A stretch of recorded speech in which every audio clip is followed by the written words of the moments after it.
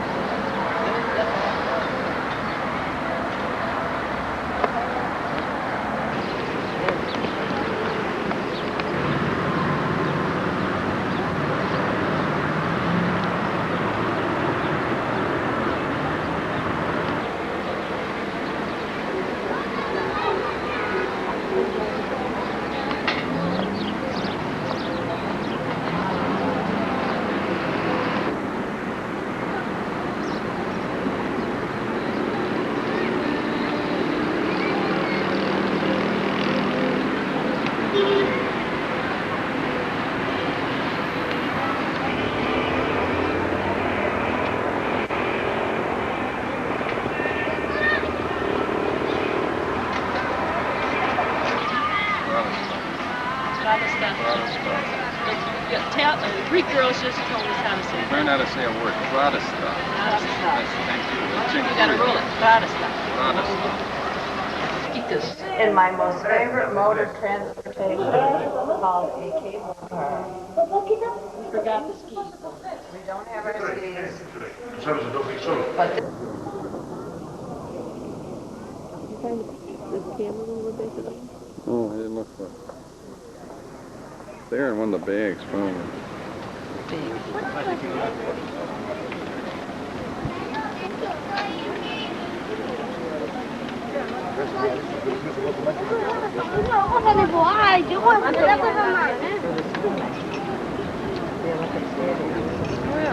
right there. See, we were way down there. We went through that park, didn't we? Oh, we just missed it. It's very simple up here. What a view between the, I got that park there. Yep. So we just got up to the top.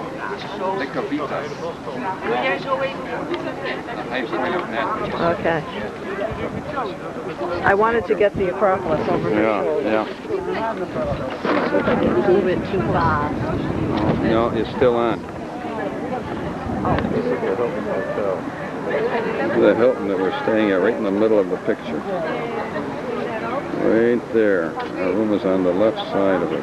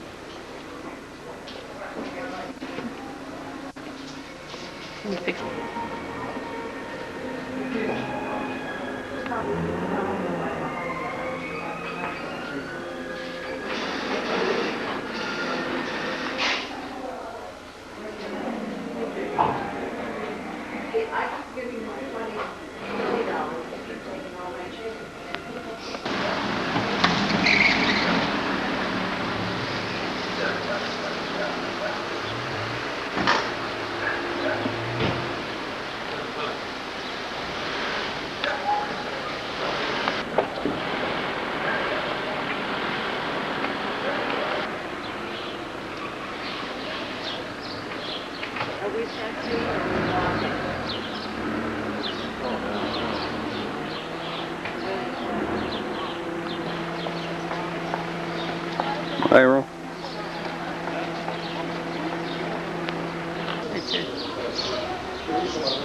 How about a Cheshire?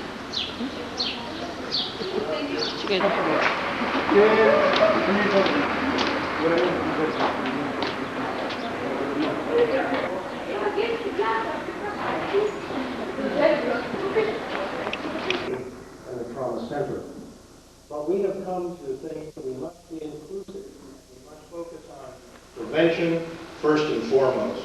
Training and evaluation of our pre-hospital providers. We must have a triage system whereby this small group, probably only 10 to 15% of the total injured population, can be identified and transported to a in blunt abdominal trauma, and finally to propose, if any proposal, an effective modus operandi for the initial assessment of patients suffering the BAT, blunt abdominal trauma. It is well known for the surgeons and for traumatologists that the evaluation of patients with blunt abdominal trauma in the emergency room is decisive and crucial for the initial assessment of the patient in order to avoid unnecessary deaths in the golden time. Unfortunately, this is a very often a clearly clinical problem and actually a challenge for the clinician and for surgeons. The traumatized patient may have symptomatic injuries in other parts of the body near to the abdomen. David's one of the leading orthopedic surgeons in the US. He has been president of the American Orthopedic Academy of Orthopedics. He has been professor, chairman of the Department of Orthopedics at Syracuse University, and is distinguished professor there now. And he's chairman of our board of regents of the American College of Surgeons. Dr. Murray will talk on pelvic fractures. Thank you, Dr. Wall, Professor Androulakis, and Professor Vallis. I'd like to say that it is a distinct privilege for me to have the opportunity to address this group, and it certainly is a pleasure for me to be here in Greece. The subject of my talk is pelvic and acetabular fractures. This is a very complex subject to review. There are many aspects to this, and I will devote my comments primarily to the first 6 hours of the management of patients with pelvic fractures. We speak about the pelvic ring, and those of us who are orthopedic surgeons naturally are referring to the bony pelvic ring. But when we're talking about the management of unstable pelvic fractures, I think the ring that we need to keep in mind is that it is a ring of specialists that need to be involved, and that as a complex injury, we need to consider the surgeons, the orthopedic surgeons, the urologists, and the neurosurgeons all involved with the pelvis. The general surgeons obviously are the captain of the team when it comes to managing a complex pelvic injury. However, it is the orthopedic surgeon that is frequently called to see the patient first, so we emphasize to our orthopedic residents and colleagues that one must think beyond the bones. I realize that I'm addressing the more predominantly general surgical group, so you'll pardon me if I show you more bones than other things today. The problem that we're dealing with, first of all, is hemodynamic as well as the evaluation of the central nervous system. These injuries are usually the result of severe trauma. It takes a major traumatic incident to crush the pelvis, and the results go far beyond the integrity of the pelvis itself. When we look at the outcome of pelvic fractures in a report from Hanover in 1992, the mortality was related predominantly to respiratory distress syndrome and shock, noting that 32 of 132 patients died, or a 28.8% mortality rate. Central nervous system, 2 of 32, and pulmonary embolus and mitral myocardial infarction accounted for the other. So it's quite striking that the issues that we're predominantly dealing with here in terms of mortality relate to shock and the respiratory distress syndrome. Both of these are manageable, and we should be able to bring our mortality down significantly below 30%. Pelvic injuries associated with fractures are numerous: soft tissue, bladder, urethra, vagina, the rectum, and plexus, so it is a complex issue to deal with. To the Greek population about architecture, but the pelvis is a ring which is constructed with a reverse keystone fixation in the posterior part of the pelvis. The key to architecture, as you are aware, is in the arch is the keystone, which holds it all together. Why the original designer tended to put a reverse keystone into the pelvis, I won't question, but I would say that he went ahead and made up for it with the addition of numerous ligaments posteriorly to help support the pelvis. These ligaments are incredibly important in the stability of the pelvis, and the fact that it is a reverse keystone allows the pelvis to dissociate through the ligaments without fracture, sometimes leading to a misleading sense of security about a pelvis where the x-ray is relatively normal. The predominant ligaments we're talking about are the sacroiliac ligaments, the sacrotuberous ligaments, and the sacrospinous ligaments, which add to the integrity of the pelvis. Now, the diagnosis of instability in a fractured pelvis can be inferred from injuries outside the pelvis. In other words, a fracture of the transverse process, a fracture of the ischial spine, or a fracture through the sacrum can indicate a severely unstable pelvis, even in us. Hemorrhage with the lateral compression, largely arterial, tends to be more arterial hemorrhage. With the anterior posterior compression or open book type of fracture, it is more likely to be venous, and with the vertical shear, it can be a combination of venous and arterial. Proceed to laparotomy and pelvic stabilization.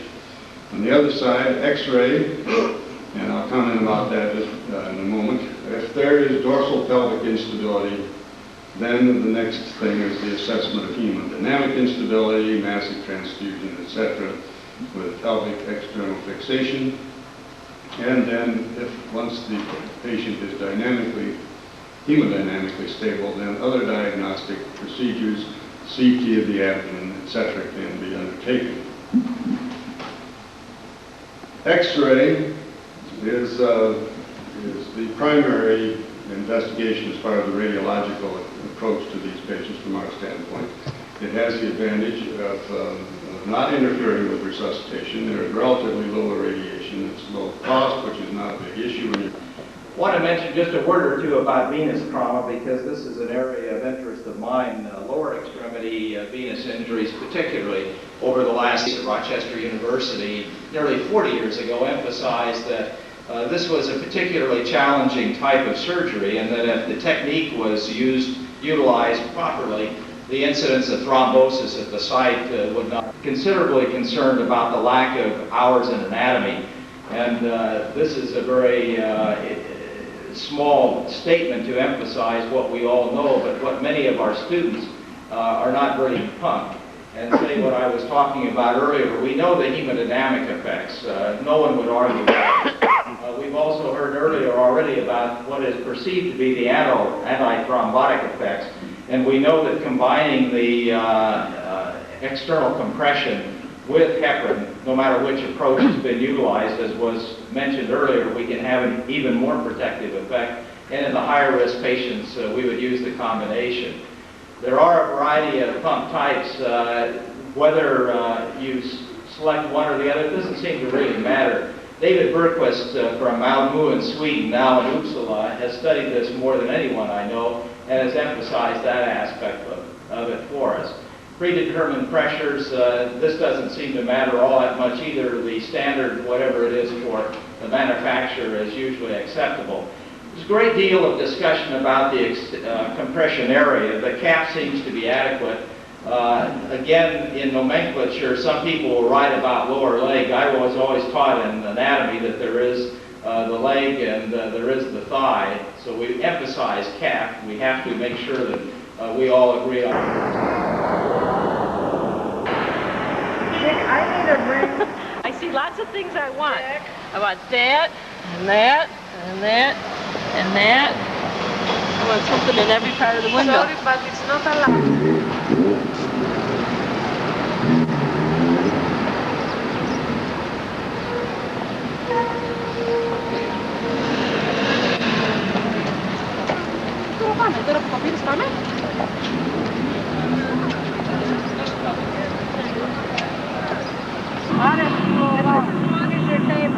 No. Gotta be longer.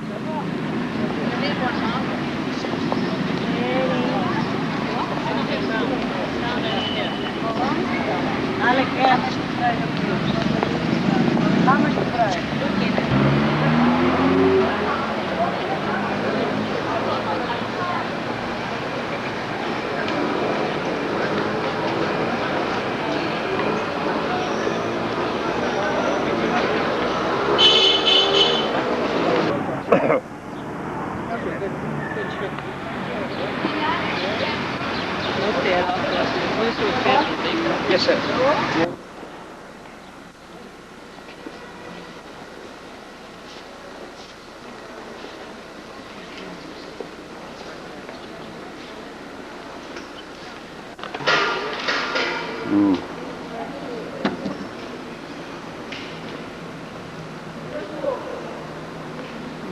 I got a good picture. This comes out green on here. Oh.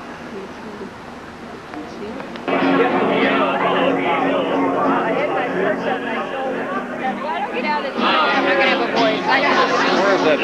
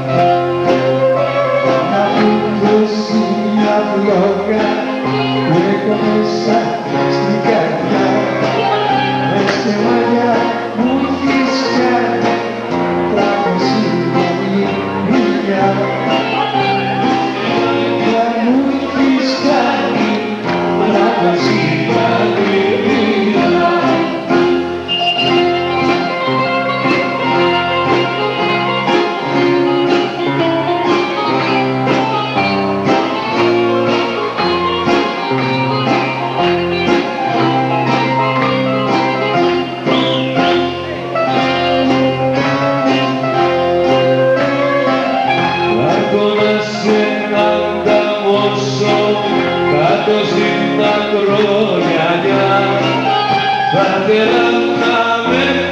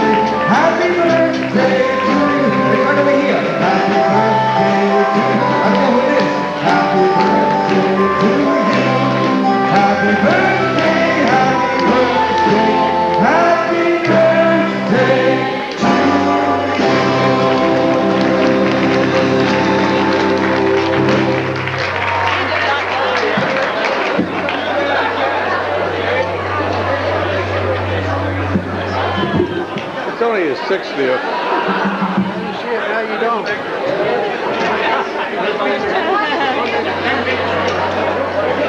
It's only your 60th. No, it is not. Oh, that's terrible. 39. That was fun. That was Daniel's big birthday. Now I have the next one. Now you know what to work for. Now you know what to work for.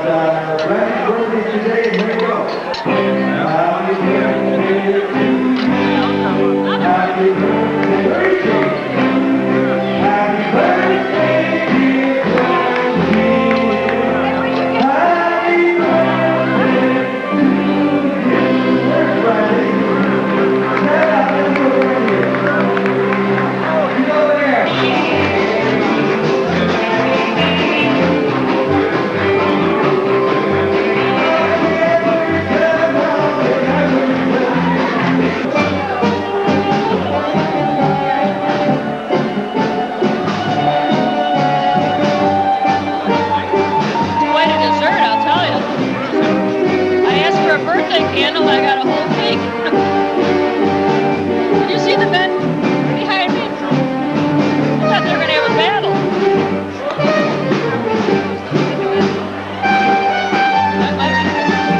It's free. Oh, shit, baby. Think about that.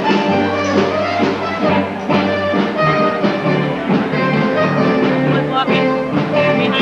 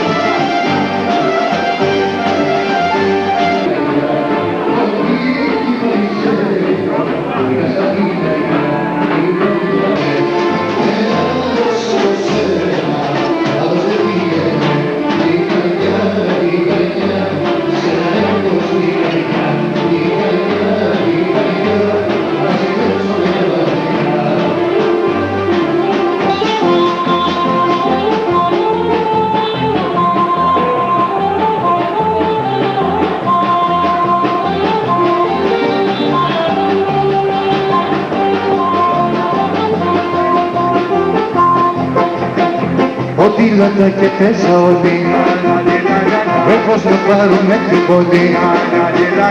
Οδήλατα και τα λατά, οδήλατα και πέσα πλάτες, έταξατες και μαυρομαθές.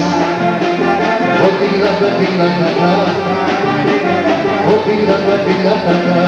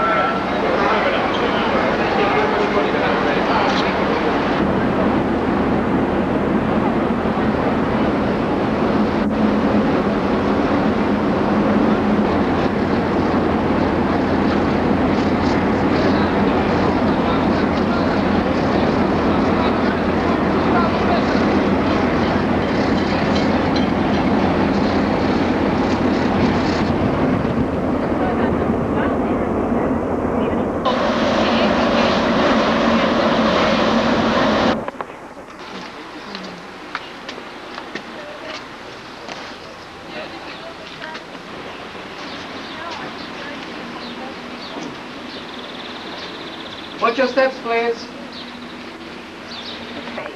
Just walk around in practical reason. The second story says that if they had the wider part in the upper area, the second story was better protected, was stronger. The third one says that they just like the shape, giving no explanation, and the truth is that originally all the columns were made of wood, but the Minoans used to put the tree trunks of the cypress trees always upside down. We don't know why they did that. The more credible theory says for the trees not to grow roots again, but I don't think the Minoans were I think the Minoans were smarter than that. I don't think they could believe that they had to put it upside down just for not having any roots again. Don't be surprised if you see any columns, some columns painted white, some other painted black or red. Originally, the wooden columns were painted in different colors. That's why the excavator decided to paint them in different colors.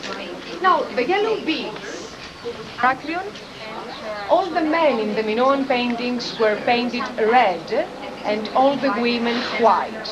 Maybe as the men were working on the fields, they became dark under the hot sun. That's why probably they used to paint them in a different color. So all these were supposed to be men, the ideal type of Minoan youth, having very long black curling locks, very slender, slim waist. The men are wearing a strange skirt that reminds us just of the Scottish, the kilt, just a little. And if you look very carefully, you can see that that skirt, right in front, it has some weighted cords, probably to keep the skirt down from the air when it was very windy, just in case. The man that you can see over there holding the blue vase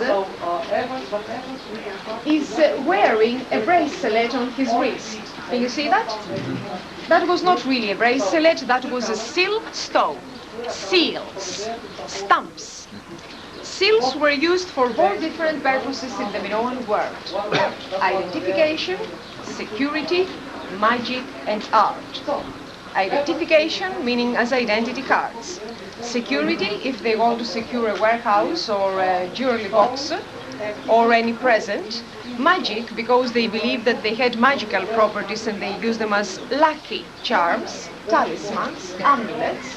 And art, because they were made of hard, semi-precious stones, and there is no doubt that they used them as jewels, since they were made of gold, lapis, cornelian, amethyst, and many types of gold. We'll have the chance to see the original seals in the Archaeological Museum of Heraclion. And now we'll...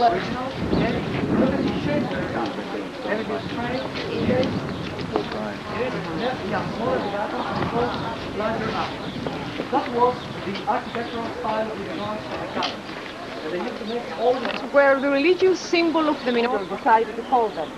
The small part, the left part, is the original, made of porous limestone. The rest has been restored by cement. The Minoans used these horns to decorate the top of their temple, the top of their shrine, as their religious symbol. More than 18 warehouses. They all have actually closets. The walls that you can see there are the original walls, blackened by the fire of the final destruction of 1450 BC. As about the jars that you can see down there, those were the original urns, the original 50, as is in the middle. That was the originally lined with lead. Watch your step, there is a step here. Watch your step. Kind of drapery one. No. Earrings in a place with draperies were found inside. Originally they were covered by wood or stone.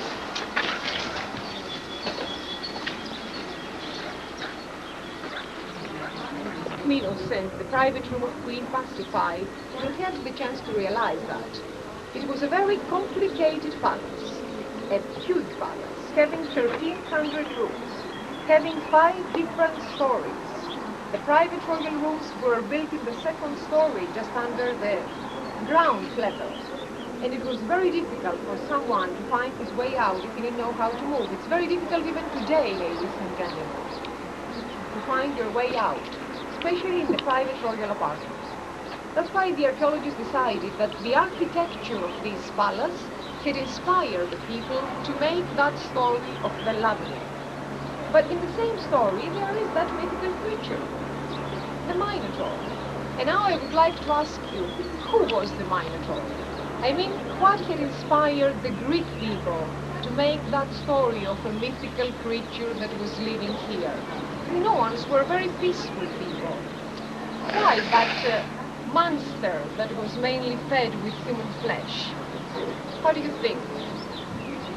Something was defense, Yes, interesting explanation. But I think the story wants to show us that something was happening here, on the island of Crete, that had inspired them to make that story. What was that? Invasion? Volcano? No. The volcano was not here. It was on the island of Santorini. Any suggestion? An eclipse. No. It has to do with one of the most favorite sports of the Minoan people. Jumping over the bull. Leaping. The bull leaping. The leaping. The bull dancing, and not really the bull fighting, since the athletes at that time had no weapons with them. But it was a very dangerous sport. Now that we're moving inside, we'll have the chance to see a copy of the original painting that was found here, and you can realize how dangerous it was at that time to grasp the horns of the bull, and then you had to try to jump over the back of the animal, to do a full somersault over the back of the bull, and if you survive, very difficult, of course, to land on the back side of the animal again. So there is no doubt that many people were killed right here, trying to jump over the back of the bull. So the reputation of that sport inspired the people to make that story.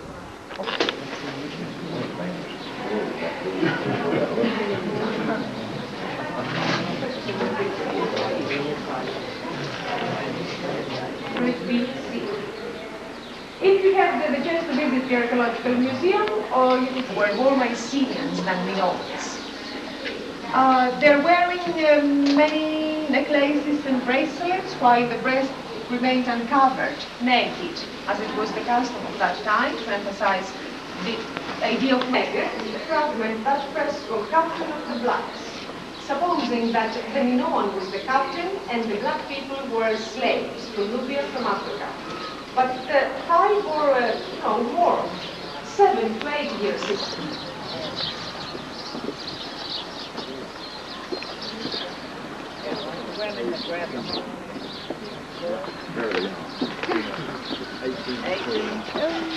Originally standing right here, there are 2 stone benches on either side of that chair made of alabaster, and another bed that Minoans used to put water in these basins, in these bowls, sprinkle all the people who were about to enter the throne room of Minos for purification reasons.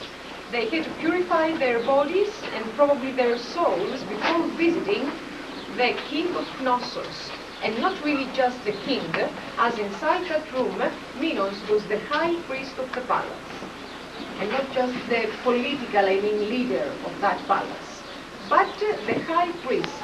Inside the throne room, a copy of a fresco showing mythical creatures that we've got in your ticket for the entrance. Mythical creatures, a huge bathtub. And at the beginning, the archaeologists thought, in the case of the throne room of Minos, probably King Minos himself should be. Thank you.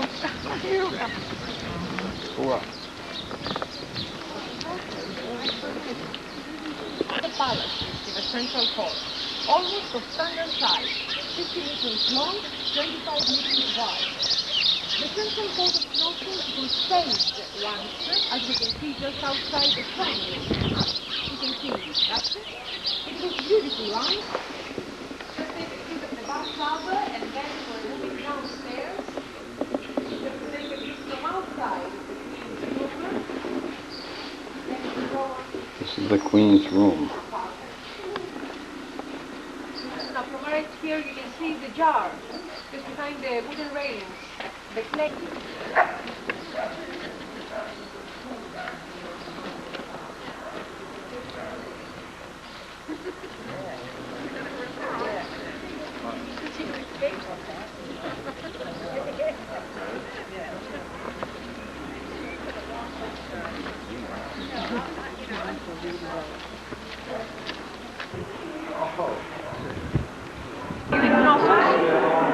They're dated from 2500 BC. That means before the palaces were built.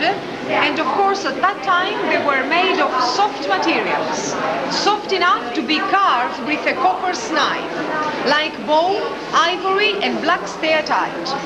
Later on in the Minoan period, the seals were made of carved semi-precious stones. The Amazon one. A charming monkey, right there. And a fly, where is the fly? A tiny fly, but a very beautiful one. They remove it. No, right here. The Egyptians taught them how to work with it. That's why the jewels are so beautiful, even in 2500 BC. And you can realize that looking at that small model of the frog and another tiny bead having the filigree spirals. And some flowers right here, used as diadems. And now, before we move any further, it's not so beautiful, but it's very important. Because right there, we can see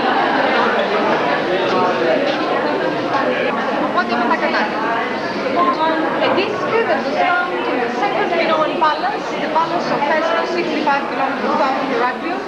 The disc is made of clay and it has an inscription written in hieroglyphics and ideograms. The inscription runs in a spiral from the 8th to the 7th. There are 45 different symbols.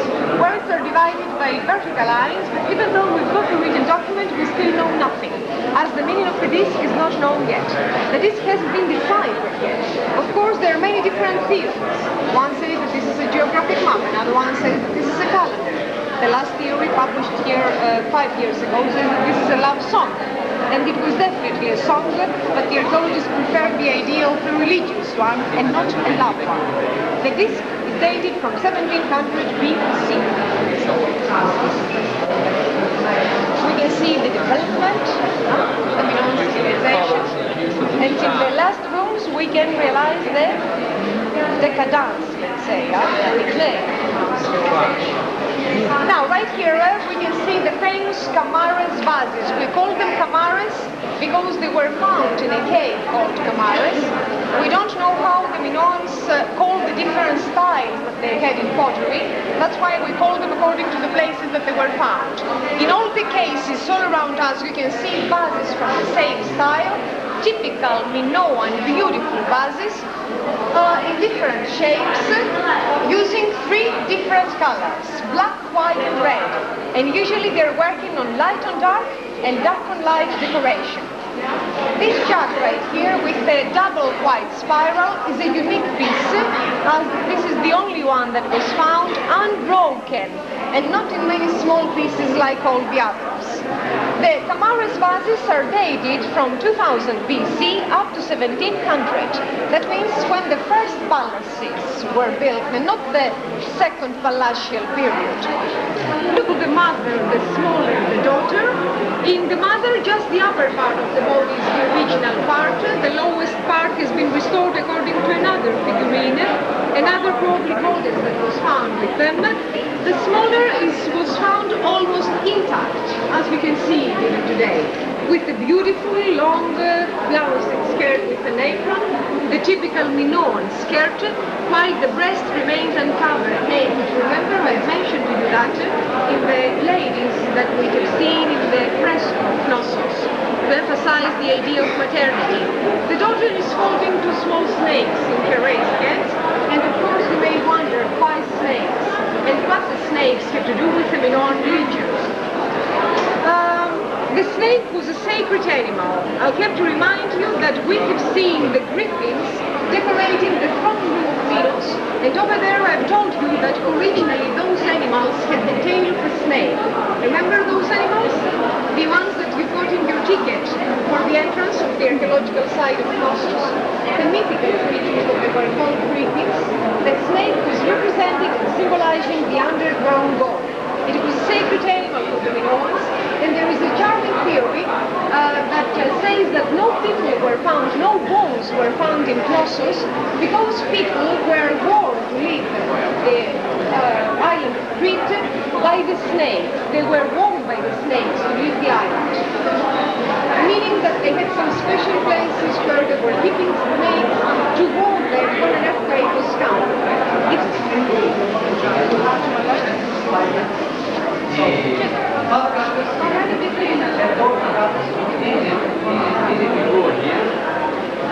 There's a linear B. This is linear B, which is more like Greek. More like Greek script. B. Linear B.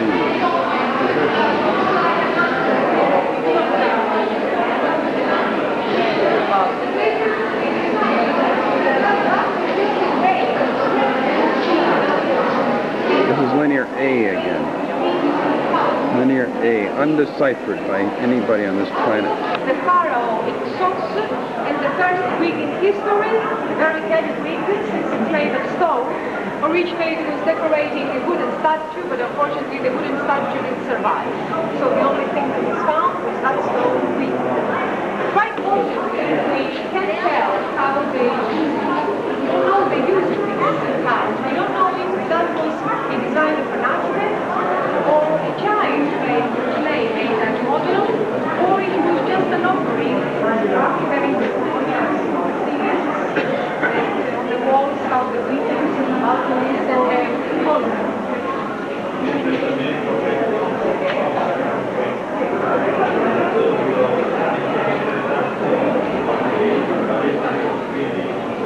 Now remember the bands we have seen in the first room? Now they became bigger and bigger until the whole face was covered.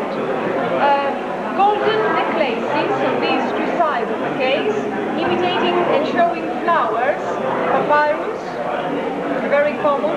Even today you can find mirrors made of copper, blades for shaving, and combs. A beautiful comb right here on this side. It's an ancient thing. This is an early Minoan boat. One of the few that they have a picture of. And this is some of their jewelry. Made out of ivory. Is that ivory? Jewelry. Jewelry though. Yeah, most of this was found in cemeteries.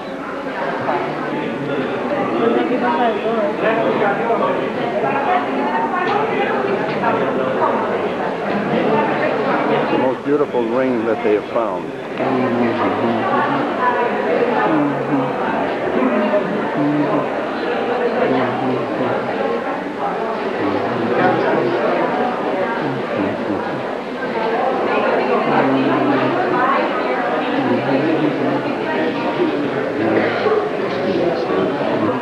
It was made of shell, and the horns were made of wood painted in gold. If you look just behind the horns, you can see a hole in the neck. You see that? And there is another hole in the mouth. Another right. Typical libation vases. Typical one of the most beautiful objects in the museum. In 1600 BC, that the treatment of the human body is represented so nicely. It is made of ivory. Originally the hair were made of bronze wire. You can see some other fragments.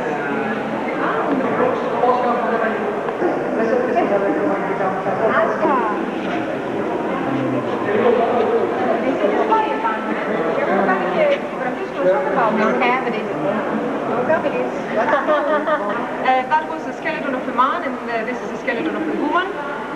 In the third part. Aber nicht anfassen, nicht da durchgehen, Lukas.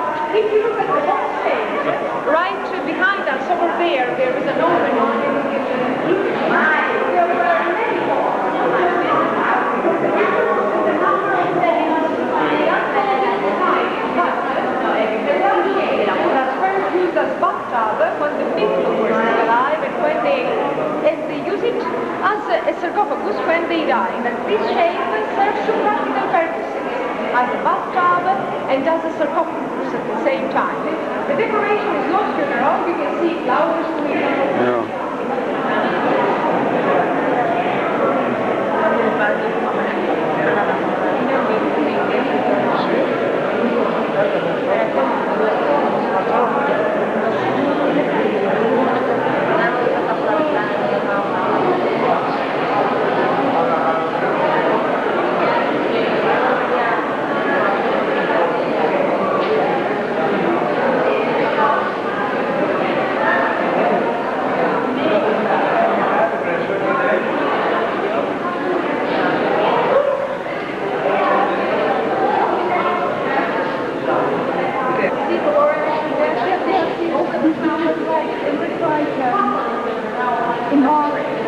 That's the one in relief. Yeah. We saw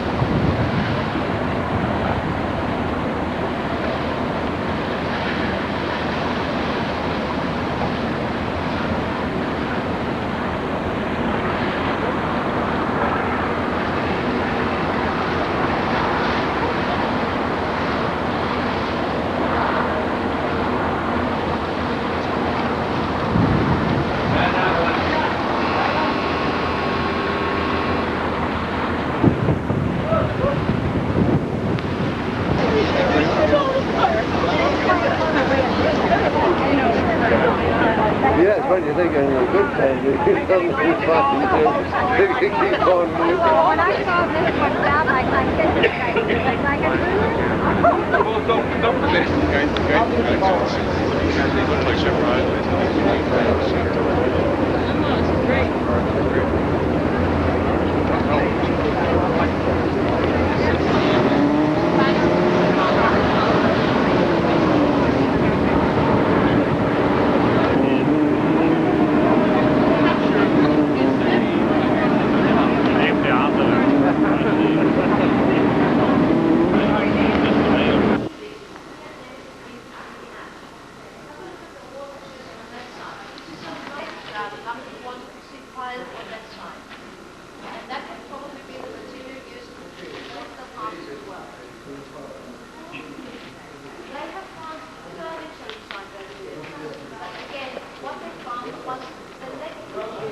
And quite often, as I said again, buildings were decorated.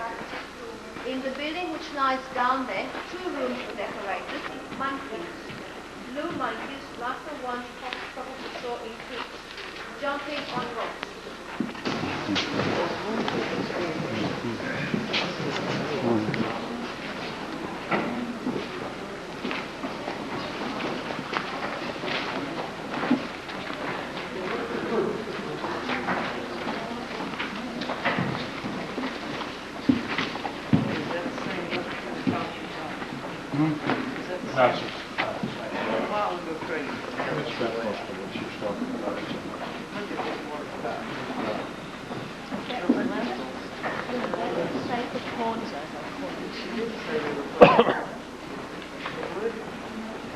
They found this stone object, which is known as the sacred horns. You've seen such things in Crete.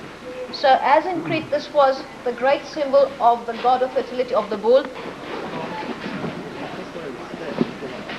Yeah. These are the steps that are so famous.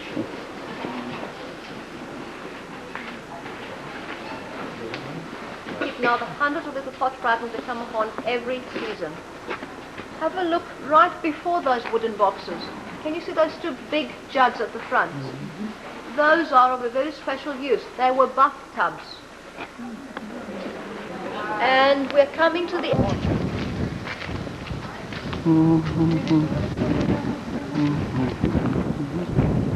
That's our ship.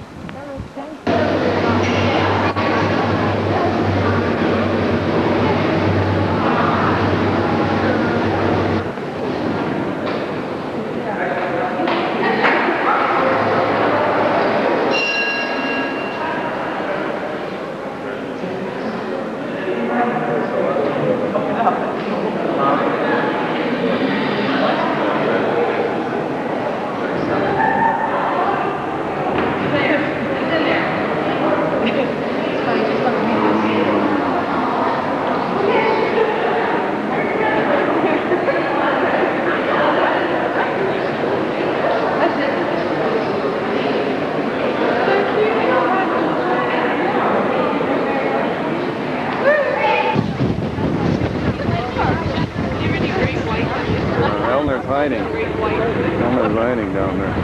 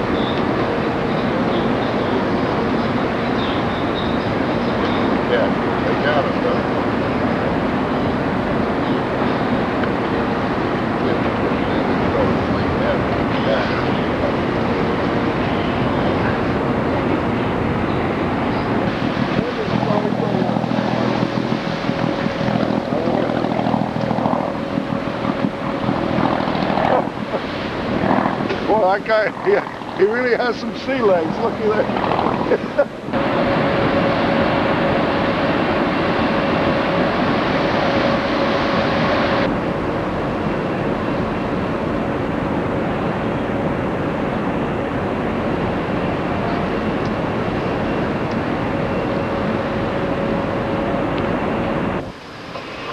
This visits in our museum today. And this area in the old city was the second acropolis of the city. That's why they believe that the statue should be on this area. The mopeds are cast on all the roads. Don't have to run, we are not in a hurry. I'm going in front so you can follow me. I made a very short stop, very short stop over here, just to show you the gate of Dambuaz of the place and the religious purpose at the beginning. With the permission of the parish of Egypt, they supported a church in Jerusalem, and there they built their own hospital for their visitors in the America. But later on, they took part to the fights against the Muslims to protect their hospital and church. So they started to have a military character, and they had their own castle in Accra or Ptolemaida. Accra or Ptolemaida was on the other. And they came here in 1309 AD. You see over here, you can see the difference on the wall. That's the original part. Over there is restored. And as you see, all the buildings in the old city, they had the latest Gothic style. You can see the arches. This is the latest Gothic style, because when they left their country, they brought the influence back with them. Most of them, they were French. That's why the Inn of France is one of the biggest. The other coat of arms below, it's another original coat of arms of Iliadam. Iliadam was another French Grand Master giving the hand.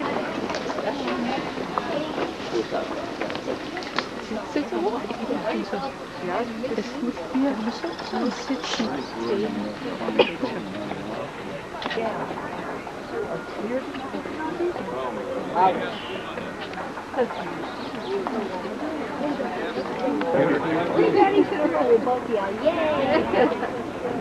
Have a mad stampede here in a minute. Do we subtract? You can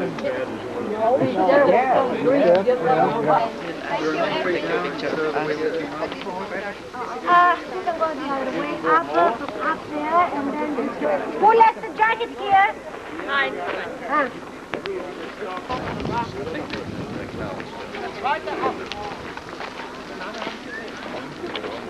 Very cute.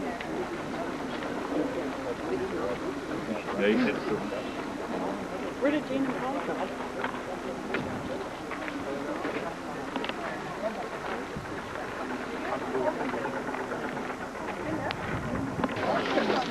You're sitting there like this. Is that the natural look? For your urologist. All right. This is the village of Petros.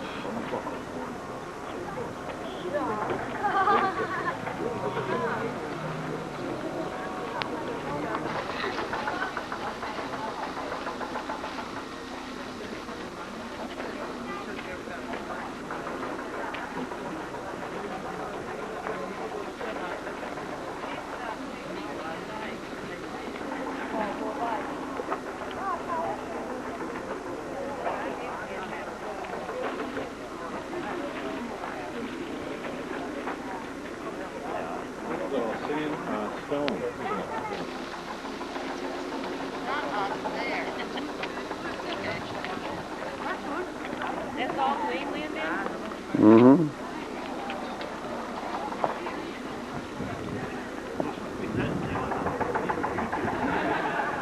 Well, we got 40 minutes. Nobody in the world would believe I did that. I'm not that much of a goat. Just let me get on your shoulder. You want to hold my shoulder? No. I hope, is there any kind of a railing? None. Oh, okay.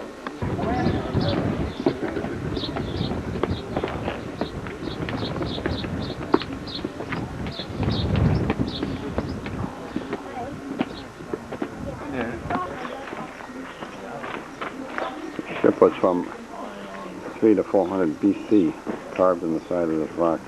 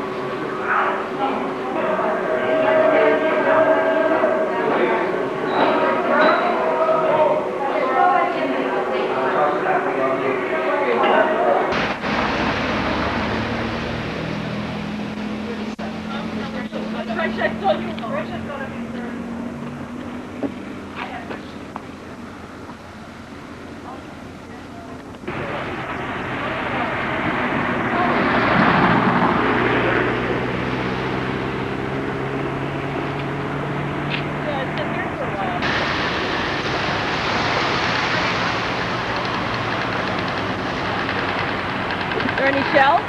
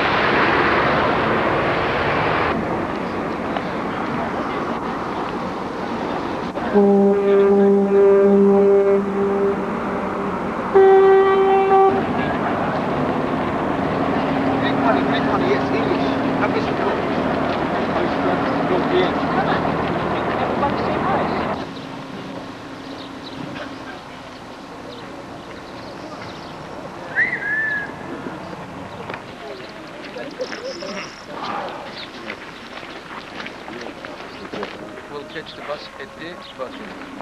We don't come back here. Picture of the crowd. Right over that door where they're going through right there. Resembling a beach, but it wasn't used as a beach. Original built in Hellenistic time, most probably covered with a wooden roof because there is no drainage, to take the rainwater out. And repaired by the wealthiest men. That is Antonius 150 after Christ. So according to some archaeologists, it is not Hellenistic, Roman, 2nd century AD. Ladies and gentlemen, seating capacity 1400. Some say it is the Odeon, which means with the columns, common courts and election. And in the 1st century BC, but there must have been a city hall somewhere here in the when the city originally built in the 3rd century before Christ.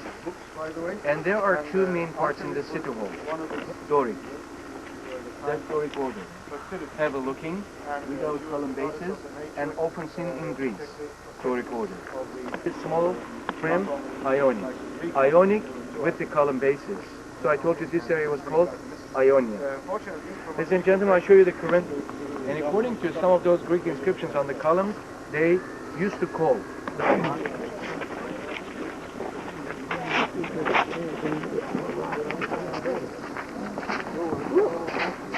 Burning, keep towards the wind, never goes off. In the evenings, the Ephesians took the eternal fire from that street, the street signs. I have a question. You see there is only one snake. Yeah. At the present time, the The doctors have two. caduceus has two. Two. Why? What? Hermes? No, at the Mercury? present time, they charge double. We are going to walk this way down.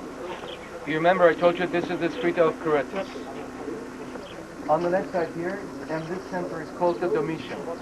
Domitian, Roman emperor, came to this area 1st century AD. When he was in this area, offered himself to the Ephesians as the semi-god and the ruler. So the Ephesians really frightened, and just to make him calm, happy, they built the temple to the Domitian at the best side of the city. Over the terrace, on the top there. You may see the drawing of the temple before the tree, which was originally standing on the foundations now. Ladies and gentlemen, on this side, the original steps going up to the temple, with the orchid some underground storage rooms. And then the shops on this side. And all supporting the temple on the top there. Because of the temple up there, the shops are around, they used to call this street as the Domitian. Roman emperor named the street.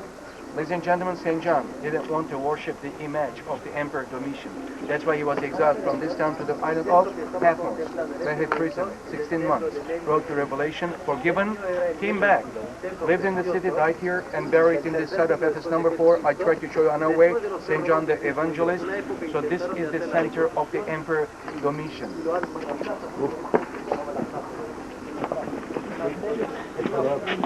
Yeah. Victory. Nike, gods of victory. Nike. Or Nikki. Nikki snakes. Flying from one country to another, bringing the victory. You may see with the wings. Originally from the 4th century AD. And also the 4th century, chariots, horse carts could go up to the Magnesium Gate, East Gymnasium, to the State Agora, anyway. But towards the 4th century AD, rich people living in this area. So the rich people would like to get rid of from the chariots, and they don't want to hear the noise that the wheels make. Solution, they built a narrow gate down there in the 4th century. They stopped the chariots there. So this block originally on the top of that gate most probably came here because of the erosions and earthquakes. From the 4th century, the goddess of victory from that gate here will pass it through the gate. Let's go before the church. A beautiful view, huh? It's the best view of the town. The best view of the town. You come up here, please. Photographers, number 9. The Iron Ring.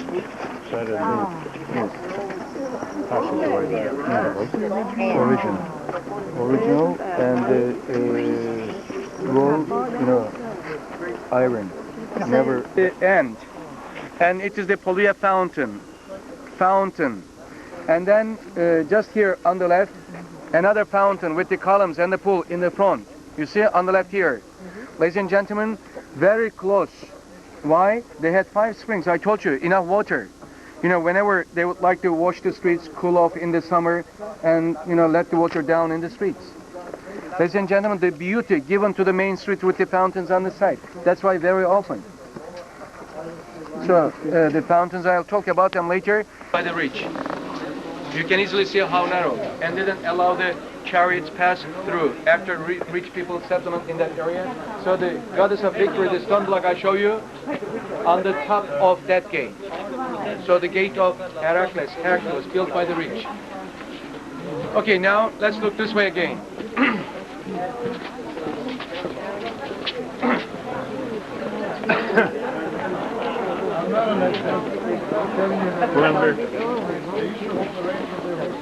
Watch your steps, please. Number 9, here we are.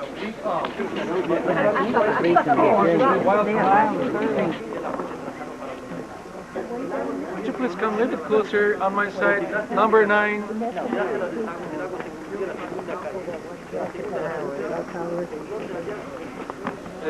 Another beautiful building. and originally the fountain of Emperor Trajan. I told you the fountains very often on the side of the main street. Originally, two-tier building. The facade decorated with beautiful statues. And some found the spring of water. The water cascades and came to the second. You see the second much, lower, smaller. During the days, the people came with their amphoras, the jars with the handle, and pull up the amphora and out the 5 floor. The first floor supported the second, the third, the fourth, and the fourth, the fifth. Like terraces. Most probably belong to the rich people, because each house has its own bath, washrooms, rooms for children, main hall where they had special meetings, and the most important thing, ladies and gentlemen, inside wall plaster, frescoes, and the floor colorful mosaics. That's why the buildings on the top covered to protect the pieces inside from the sunshine in the summer, rain, and winter. That's why covered, and it's going to be a local museum.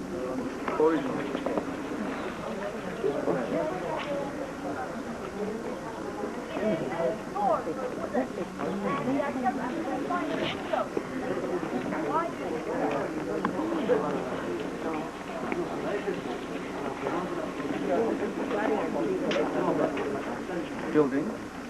This is the temple to Hadrian Temple. And the first temple to the Roman emperors, the Temple of Domitian. I show you the site at the top. 1st century AD. This is from the 2nd century AD to the second sacred building to the Roman emperor. And Roman emperors worshipped in the goddess of fortune, Fortuna. And inside the high leaves. And they are with this one. Oh yeah. And it is originated from this area. And we have a river, very famous in the history. And with the artisan and the keystone in the center, like this, that's typical Roman architecture. Something you see the places, and some original. You see, some original, and some recently restored, and used to be on 3 sites originally, and about 48 seats. This is very close to the main street, so the people walking on the main street need the toilet could easily come in. Very close, and they charge no money. Unfortunately, we charge money at the present time. So could easily come in and sit side by side. 2 of us do now, some of us do now, and have no separation, very friendly. Hey, don't hold hands now.